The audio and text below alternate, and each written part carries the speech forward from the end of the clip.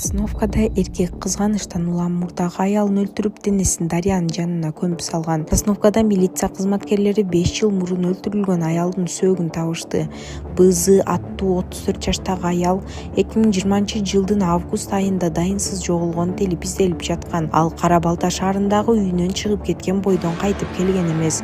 Маркум жоголгон күнү 1 жыл мурун ажырашкан мурдагы жолдошу сыры менен тоодо болгон. Чүй облустук ички иштер башкармалыгынын маалыматы боюнча 2020-жылдын август айында эркек киши кызганычтын айынан аялды сабап өлтүрүп, андан соң көмүп салган. Маркумдун сөөгү 2025-жылдын 9-сентябрында суу сактагычтын жанынан табылган. Учурда шектүү кармалды. Балиде суу ташкынынан каза болгондор 18 адамга жетти. Индонезиянын Бали аралында суу ташкынынын кесепетинен каза болгондордун саны 18 адамга жетип, 659 жаран жаракат алды. Бул тууралуу өлкө бийлигине таянып, чет элдик маалымат агенттиктери жазышууда. Маалым болгондой, дагы 2 адам дайынсыз болууда. Бул табият кырсыгы көп жоготууларды алып келди. Анын кесепетинен 18 адам каза болуп, 185 жаран үйлөрүн таштап кетүүгө аргасыз болду. Дагы 659 адам жаракат алды деп айтылат кабарда. Бали провинциясынын бийлиги аймактагы өзгөчө кырдаал режими 17-сентябрга чейин созула турганын билдирди. Кабарлагандай, мындай табият кырсыгы аймакта 5-10 жылдан бери алгачкы жолу катталып жатат. Адатта бул мезгилде кургак аба ырайы болчу. Ош шаардык муниципалдык кызматкерлер пара менен кармалды. Пара алып жаткан деген шек менен атка минелер кармалганын Ички иштер министрлиги билдирди.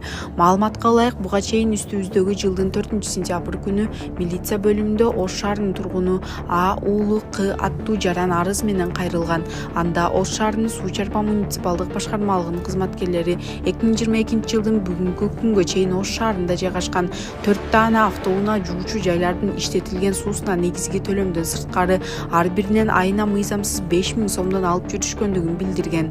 Жалпы келтирилген чыгым 360 000 сом акча каражатын түзгөн. Аталган факты боюнча тергөө кызматы тарабынан Кылмыш жаза кодексинин 342 пара алуу боюнча кылмыш иши козголгон. Мону арсаңыз кыргызатпайки.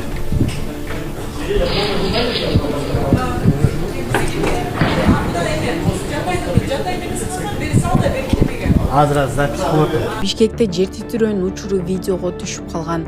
Социалдык тармактарда Бишкектеги жер титирөөнүн учуру түшкөн видео тарады.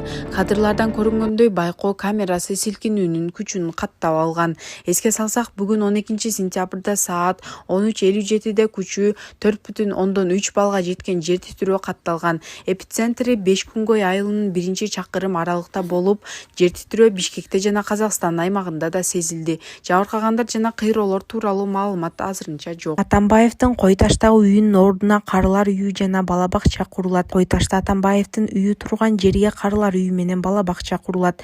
Мамлекеттик мүлктү башкаруу агенттигинин директору Тимур Малбашев белгилегендей, соттун чечими менен мамлекетке кайтарылган Алмазбек Атамбаевдин Кой таштагы үйүнүн ордуна социалдык объектилер түшөт.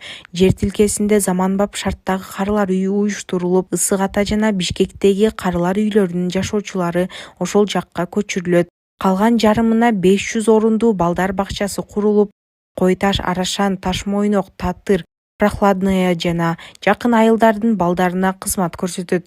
Азыркы учурда алар балдарын шаарга ташып келишет. Курулуш иштери жакынкы күндөрү башталып, кийинки жылы аяктаары күтүлүүдө. Ал эми Бишкектеги карылар үйүнүн ордуна ипотекалык көп кабаттуу үйлөр салынат.